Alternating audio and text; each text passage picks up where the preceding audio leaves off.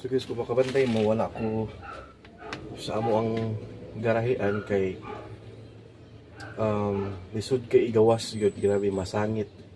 Hapit gid ko sangit sa likod kay piki.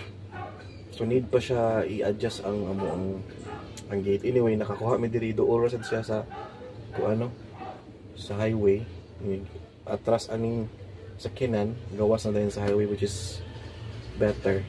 So today i-discuss din ako guys, as promised, ang process no pag acquire aning unit. So sa toy car version kini ang akong builder kay nag-offer sila o financing option. So kung kaya man ninyo i-cash, mas mayo i-cash kay wala na kayo hassle niya ang interest, kalikay ta.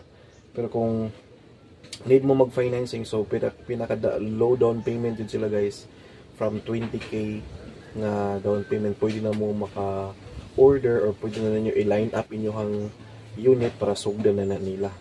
Kay once maka-down ta, ilan na nang paliton imong unit, i-register sa imong name kay ikaw mo lang first owner, then sa LTO no, naka-name na sa imo kini nga usang klase nga color, usang klase nga unit imong nakuha nga variant. So i-ready na nila upon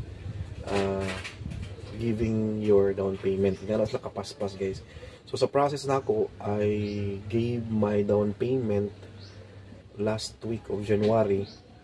Then mga second week of February na send na sa GC, na imuan mo GC, na send na sa GC sa Tag-iya aning toy car version ang registration sa LTO under sa akong name. And then na-send na pod niya ang unit nga napalit na niya, gi-ready na. So moto nagwat-wat kog mga 2 weeks 3 weeks na porma na ang unit, gipintalan. Then moto second week of March na release. So kung imong kuanon kwentahon, naara gyud sa 1 month or 1 month and a half ang ilang process, depende sa imuhang setup kung unsang unit imong paliton or fully loaded ba, kay mo take mas time kung fully loaded or semi loaded lang or katong basic lang yun nga unit imuha. Mas dali to.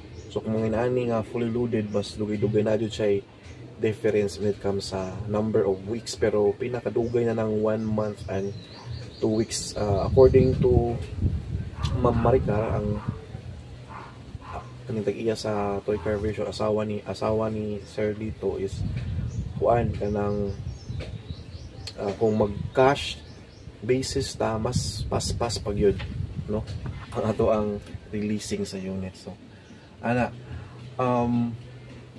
ang motor ko na 1 month and 2 weeks na release na dayon ang unit guys. Of course mo matter sad na ang pa-approve sa inyong kanang installment. If just in case mag-installment mo, malaman na sila yung mga ipa-approve ba na imong documents, kung pasad ang pag-process. So depende gid siya.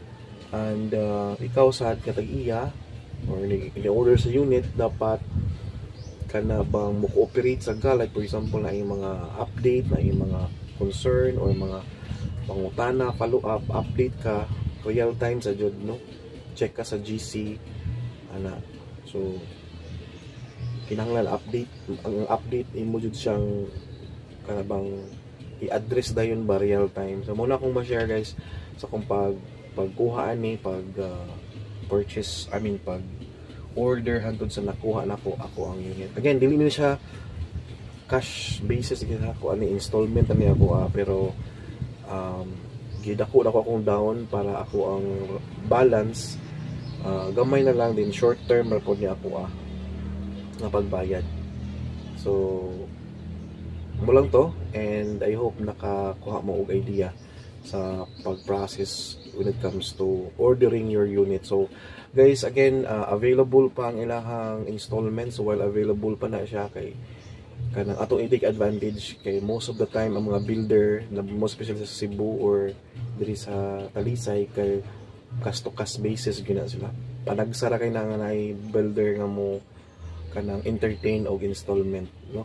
So ato i take advantage, just comment down, message me na ako'y number diha o cellphone number, or you can message me in my Facebook account, and para ma-assist mo just in case gusto mo order o yun. Thank you for watching.